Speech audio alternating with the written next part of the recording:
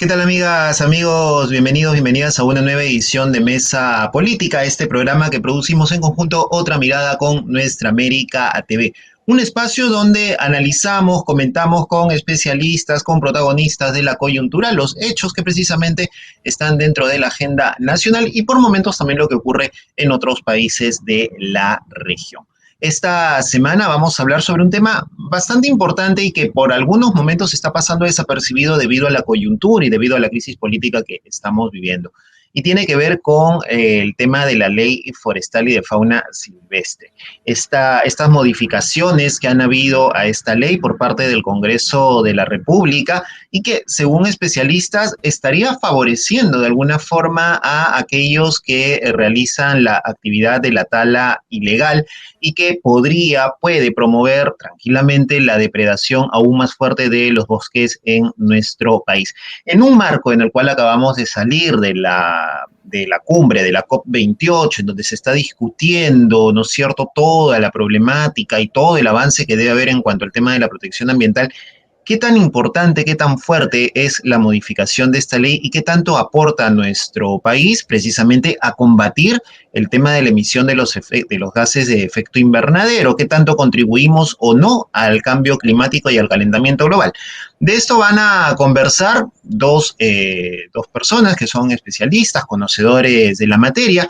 Ellos son Humberto Campodónico, él es catedrático de la Facultad de Economía de la Universidad Nacional Mayor de San Marcos, quien va a conversar precisamente con Ricardo Gisek. Él es exministro del Ambiente y especialista también en estos temas, y a ambos les damos la más cordial bienvenida y vamos a dejar a Humberto Campodónico para que precisamente él dirija esta conversación. Adelante, Humberto, ¿qué tal? Bienvenido. ¿Qué tal, Paco? ¿Cómo estás? Bueno, buenos días con toda la audiencia. Buenos días, Ricardo. Un gusto estar acá. Y como decía Paco, el tema es muy importante porque dentro de todo lo que es la contaminación que producen los gases de efecto invernadero, uno pensaría que la principal fuente de contaminación son los combustibles fósiles, el transporte automotor, el uso de combustibles fósiles para la energía. Y en verdad eso es lo que sucede en los países industrializados, ¿no?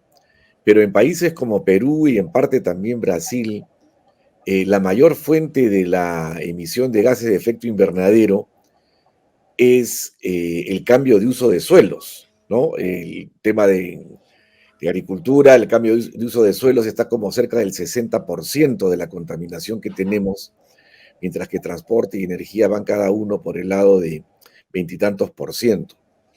Entonces, el hecho de que esa es la fuente principal de contaminación y que tenemos compromisos para el cambio climático, además de compromisos internos importantes, nos lleva a pensar, bueno, qué cosa es lo que puede pasar con estos compromisos, ¿no? Internacionales, afuera, con la COP, todo lo que nos hemos comprometido también para ser un país con carbono neutral al 2050 y otras medidas, ¿no? Y las otras internas, ¿no? ¿Qué cosa es lo que va a pasar con los suelos? ¿Qué cosa es lo que está moviendo todo? Entonces, en verdad vamos a ir por partes. Y lo primero que yo le quisiera preguntar Ricardo es lo siguiente. Ya la ley el proyecto de ley había sido debatido en el Congreso, se aprobó, se fue al gobierno, el gobierno la observó y estaba de nuevo en el Congreso, no se planeaba que vaya a ser debatida esta semana, o sea, en el último día, en verdad, de la legislatura. Los proyectos de ley 649, 804 y 2315, pero el 13 de diciembre tenemos que hay una carta de la CONFIEP recomendando que de todas maneras se vea. El 14 de diciembre, al día siguiente, la congresista Chacón Trujillo, presidenta de la Comisión Agraria, pide que se exonere de trámite la discusión de este proyecto de ley y que se vote por insistencia, lo cual sucedió ese día y fue aprobado. Entonces, Ricardo, ¿qué te parece? Bueno, digamos, este contexto antes de entrar al fondo, este contexto político de una aprobación express, ¿no? De este proyecto de ley que todavía no estaba para eso y que sin embargo salió rápidamente el día 14 de diciembre. Bueno, mira, ¿qué tal? ¿Cómo estás? Yo tengo algunos comentarios, vamos a empezar de atrás para adelante. Efectivamente, tenía que salir esto de parte de la Comisión Agraria. ¿Por qué? Eso ya nos da una pista de a dónde va el problema y por dónde parte y cuál es su etiología. Los gremios agrarios y, como tú dijiste, el tema del cambio de uso de los suelos forestales ha sido un permanente dolor de cabeza desde antes incluso de que estuviéramos metidos en el tema de que efectivamente más del 50% de nuestras emisiones de gases de efecto invernadero son responsabilidad del cambio de uso de suelos. Y esta es una situación que sucede en el Perú, no porque una ley sea buena o sea mala, sino porque hay muy buenas leyes, pero no hay un sistema de fiscalización de cumplimiento. Entonces, esto es como la luz roja, esto es como el pago de impuestos, si no hay un policía detrás viendo que la gente cumpla con la ley no se cumple, simplemente. Entonces, estamos en este problema básicamente por una demanda de la Comisión Agrícola, la Comisión de Agricultura, pero obviamente porque hay muchos intereses grandes agrícolas que han estado desarrollándose en la selva sin cumplir con el tema de la evaluación de suelos, el permiso, el tema de que efectivamente estos son tierras forestales, de que la autoridad sepa y les dé el visto bueno, simplemente se han ido desarrollando y hay pues un montón de desarrollos grandes. Yo tengo la impresión de que hay hasta desarrollos grandes como palma aceitera, como cacao, pero mega monocultivos, ¿de acuerdo? Entonces, de acuerdo. Que esos tienen un problema de que tienen que formalizar esto, que es que el TLC con la Unión Europea se ha puesto más verde en los dos sentidos, ¿no es cierto? Verde, que hay que empujar por sacar las cosas bien, y verde porque son cada vez más conscientes de que ellos no pueden además estar luchando contra el cambio climático y al mismo tiempo promoviéndolo. Entonces, esto va a afectar principalmente a los grandes comercializadores de tala ilegal o de sembríos grandotes que no han tenido cómo demostrar que esas tierras eran forestales y que de repente se convirtieron en agrícolas. De repente. Entonces, lo que yo veo en todo este tema es que, efectivamente, como tú dices, es una ley que ya ha sido casi aprobada. O sea, hay un reclamo, hay una reconsideración para volver a verlo, tal vez será en marzo, no sé, la próxima legislatura. Pero el tema es que nos pone sobre aviso para tomar nota y decir, ojo, ¿qué está pasando? Porque no es un tema agrícola, el tema forestal. Y ese es uno de los problemas originales de la ley, incluso forestal. La ley general de forestal y fauna establece que el tema forestal debe ser adscrito y debe ser parte de los problemas que resuelve el Ministerio del Ambiente y no del Ministerio de Agricultura. Por supuesto, Agricultura se ha defendido de todas las maneras posibles y ha logrado, porque tiene un buen lobby, eso obviamente, ¿no? Porque no tiene la razón, pero tiene un buen lobby para hacer que este tema pase por Agricultura. Ricardo, pero antes de eso, te quería hacer una pregunta.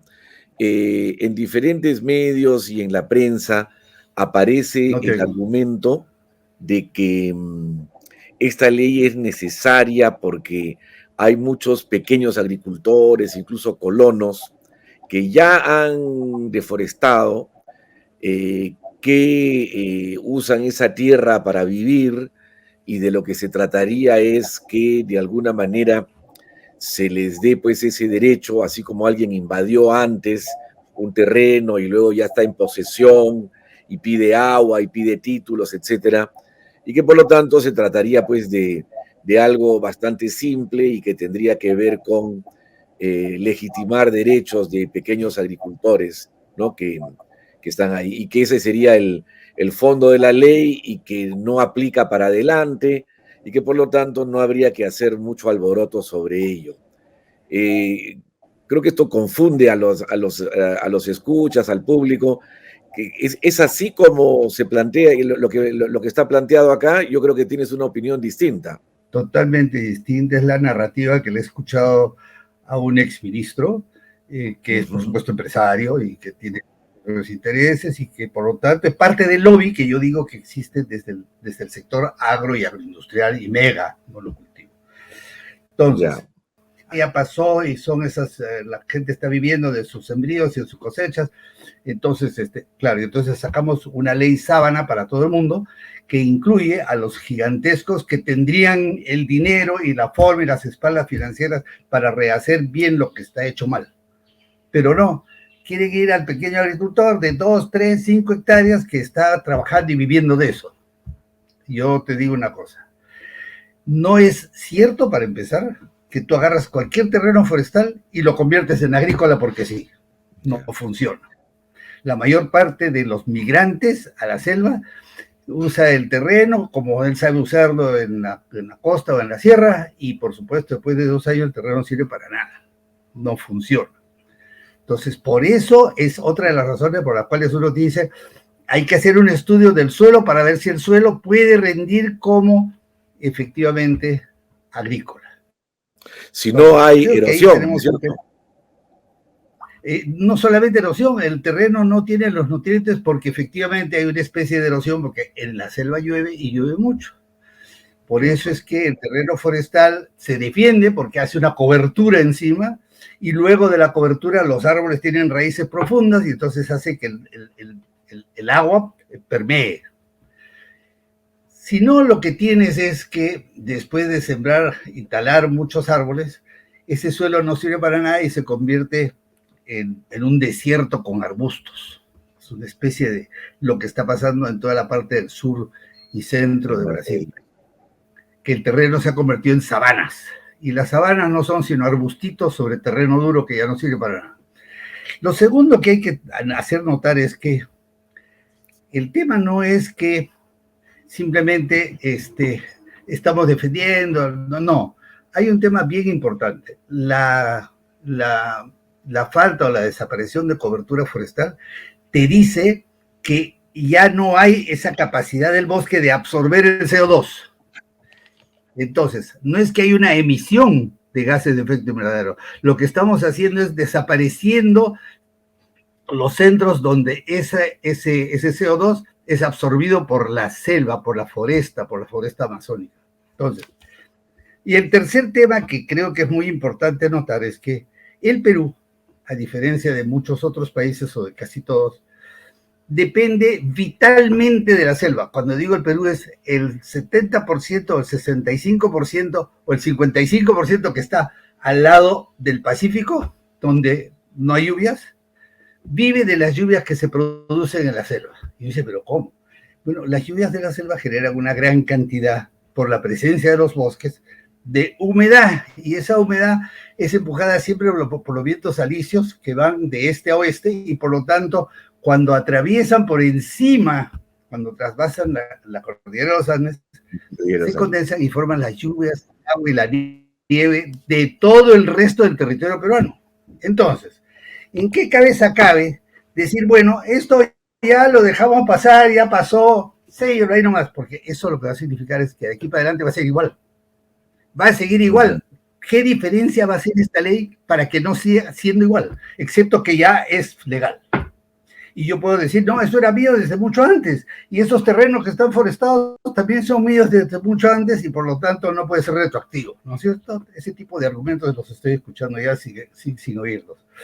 Entonces, creo que tenemos que tener mucho cuidado. Para nosotros la selva es mucho más que el tema de cambio climático. Es el tema de disponer de agua de lluvia.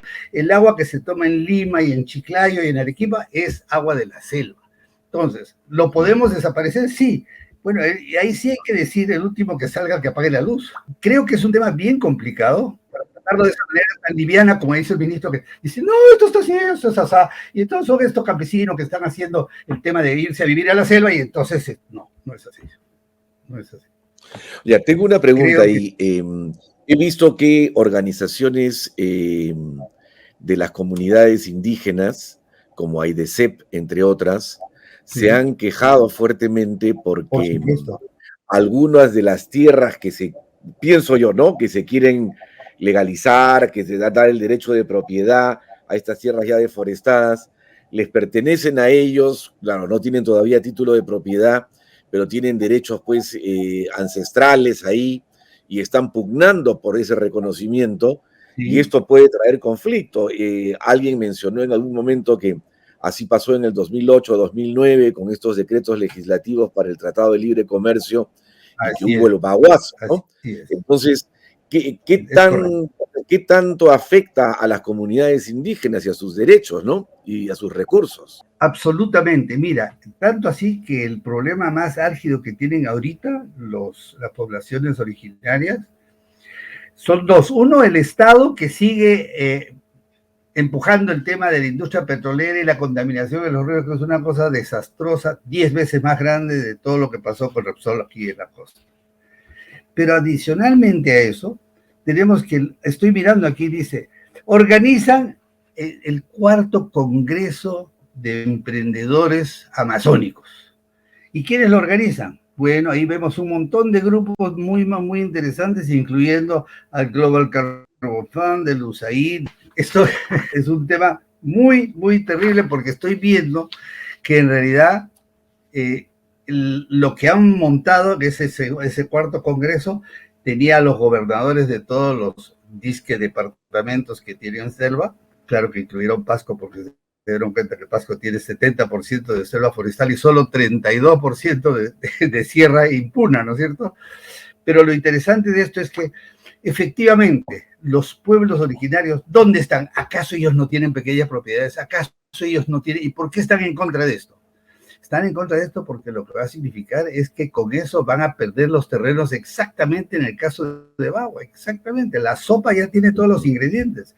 El resultado, como decía Einstein, si haces lo mismo, no puedes esperar que haya resultados diferentes. Va a pasar lo mismo y en varias partes. Tal vez vamos a poner unos 15 Baguas simultáneos. Esto no tiene sino una explicación.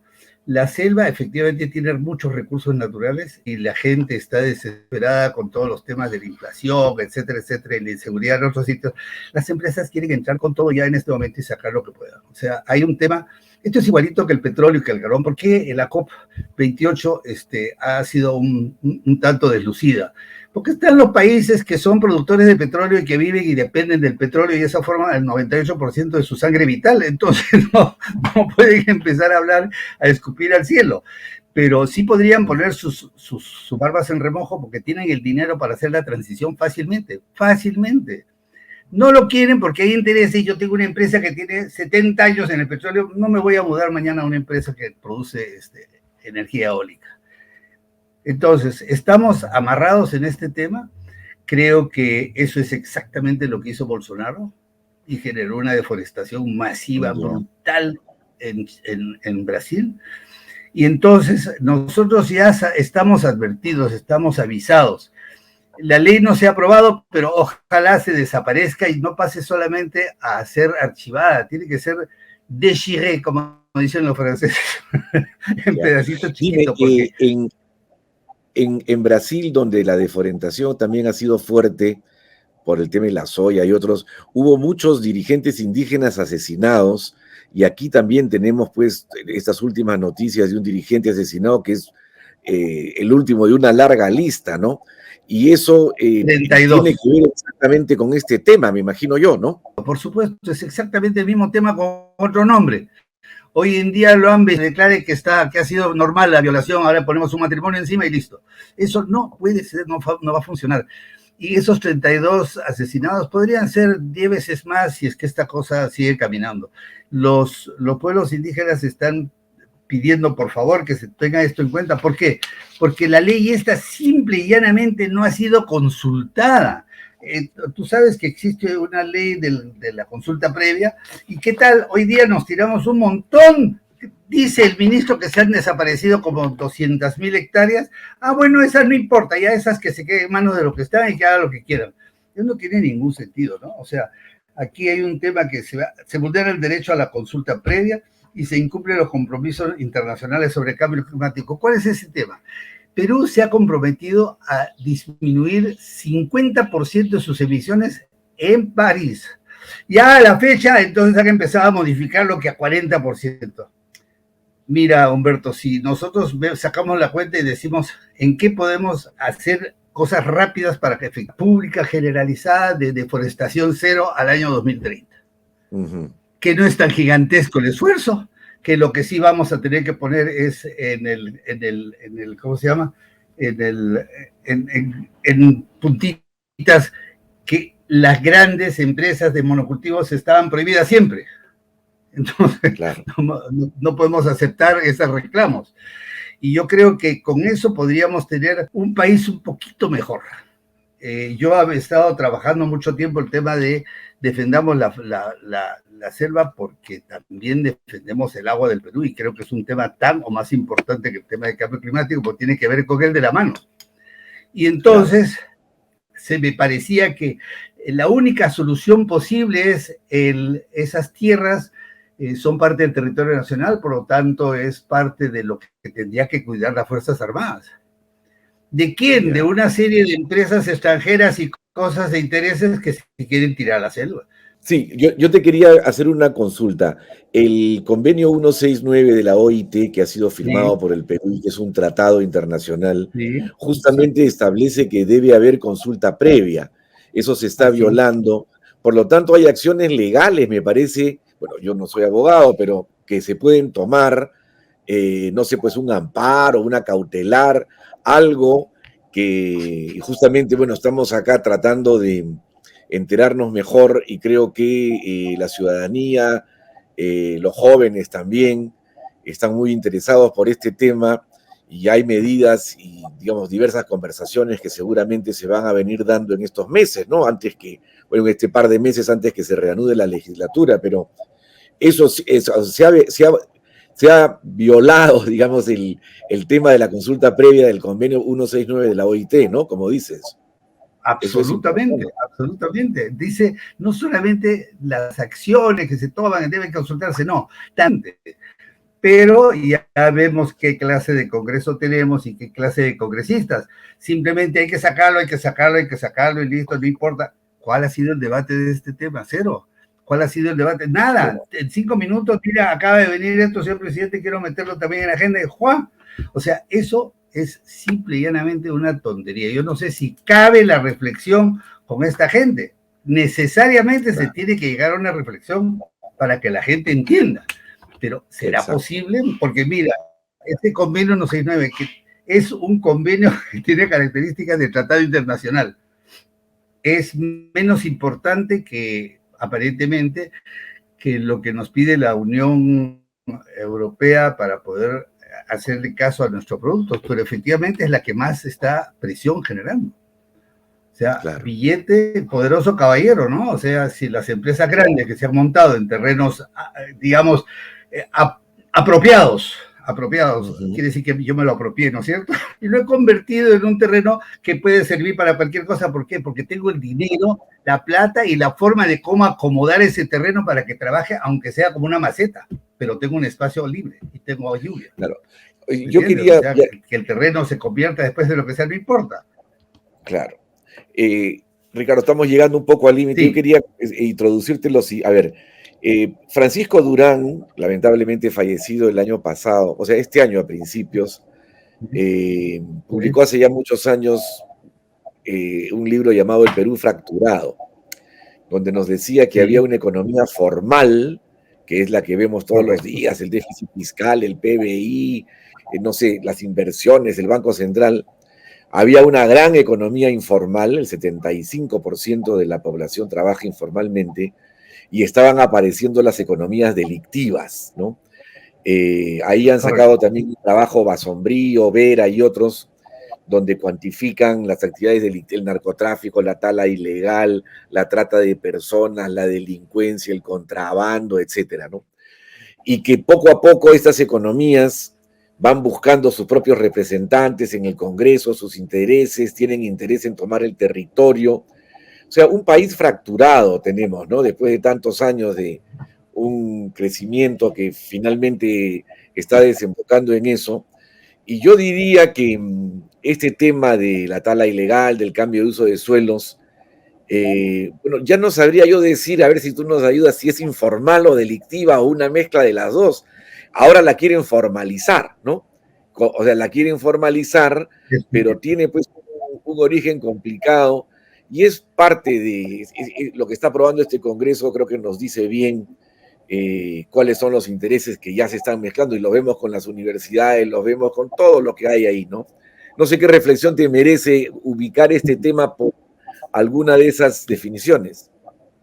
Sí, yo creo que yo ya saqué una presentación un día que hice con la gente de Chirapac y decía, estamos ya por darle partida de nacimiento formal a una sociedad delictiva.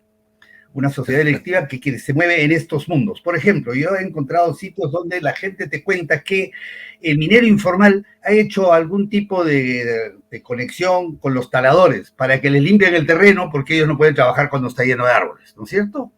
Y para el tema de la seguridad, entonces se ponen en contacto con los narcotraficantes que sí llevan armas, ¿no es cierto? Por todas partes. Y entonces empiezan a tener una serie de intereses comunes, pero todas las actividades generan deforestación.